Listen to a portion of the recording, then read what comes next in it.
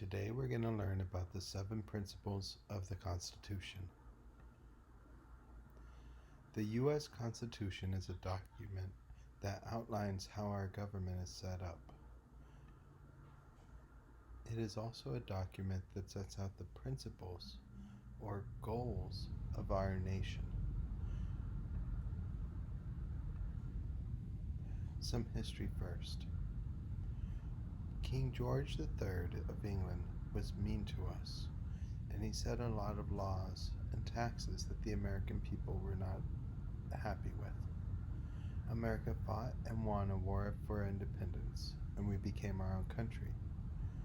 Would George Washington be a new king? No. We created a better government. Who is in charge of our new country? We, the people, are in charge, and this is called popular sovereignty.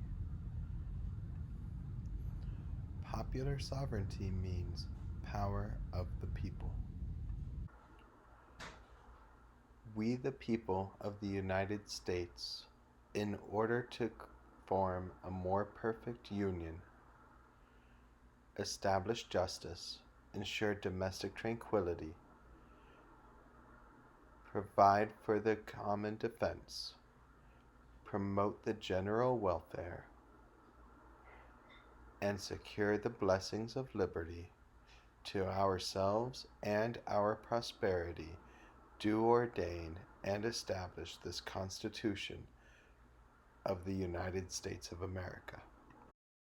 In this excerpt, we can see that we, the people of the United States, are creating the Constitution, that we want a more perfect union that establishes justice, ensures domestic tranquility, and provides for common defense, promotes the general welfare, and secures the blessings of liberty to ourselves and to everybody thereafter.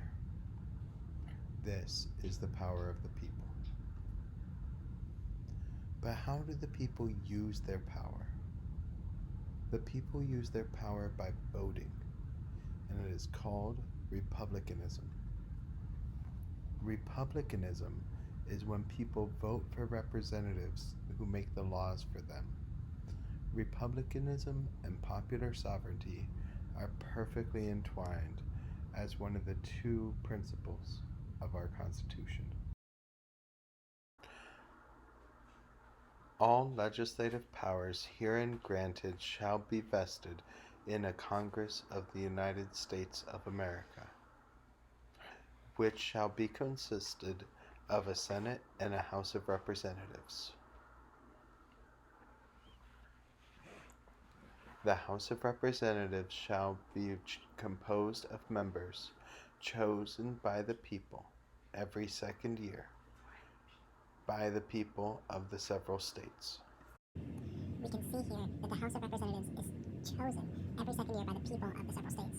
This is an example of republicanism because the people are voting for the representatives. It's also an example of popular sovereignty because the members of the House of Representatives are chosen by the people, and that's what gives our government the power. But can the government do anything it wants? And the answer is no. The government can only do what's in the Constitution. The only power the government has is what's written in the Constitution, and this is called limited government. The President shall be Commander-in-Chief of the Army and Navy of the United States. He shall have power, by and with advice and consent of the Senate, to make treaties, shall appoint ambassadors,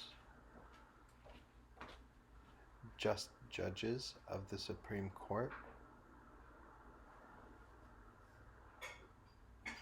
Congress shall make no law respecting an establishment of religion, or prohibiting the free exercise thereof, or abridging the freedom of speech, or of the press, or the right of the people to peaceably assemble, and to petition the government for redress of grievances.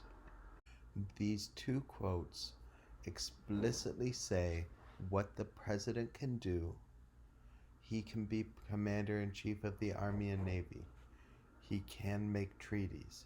He can appoint ambassadors and judges of the Supreme Court. And also say what Congress cannot do. Congress cannot make laws establishing a religion or make laws prohibiting the free exercise of religion, nor the freedom of speech, nor the freedom of the press, nor the right of the people to assemble, nor the right of the people to petition the government. These are examples of limited government. But how does the government protect the people? The answer is in the Bill of Rights, the first 10 amendments to the United States. When the Bill of Rights was created, it was created to protect the people from the government, and this establishes the principle or goal of individual rights. The right of the people to be secure in their persons, houses, papers, and effects against unreasonable search and seizure shall not be violated. Here we see that the Constitution guarantees the right of the people to be secure in their persons, houses, against unreasonable search and seizure. It prohibits the government from searching people without a warrant. So what principles have we learned so far? We have learned 4 principles. We learned the principle of popular sovereignty, which means the power of the people. The principle of republicanism, which is the people's right to vote for representatives.